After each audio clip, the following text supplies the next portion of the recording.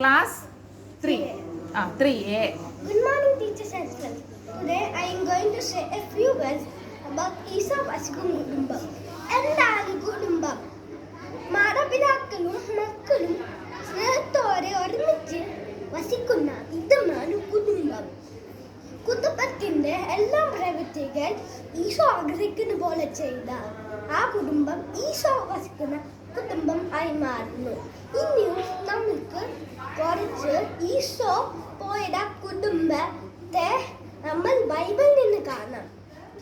കാനായിലെ കല്യാണ വീട്ടിൽ ഈശോയുടെ സാന്നിധ്യം ആ കുടുംബത്തെ അപമാനത്തിൽ നിന്ന് രക്ഷിച്ചു. സക്യൂസിന്റെ വീട്ടിൽ ഈശോ വന്നപ്പോൾ സക്യൂസ് ഒരു നല്ല മനുഷ്യനായി മാറി.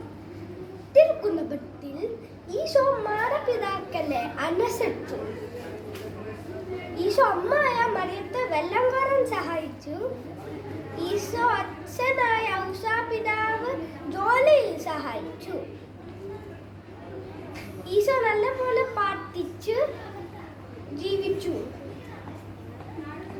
നമ്മൾക്കും നല്ലപോലെ പ്രാർത്ഥിക്കാം, നല്ല കാര്യങ്ങൾ മാതാപിതാക്കൾ അന്വേഷിക്കാം, അവർ ജോലിയിൽ സഹായിക്കാം.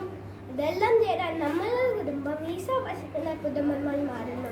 നിങ്ങളുടെ കുടുംബം ഈശോ വസിക്കുന്ന കുടുംബമായി മാറട്ടെ. Thank you.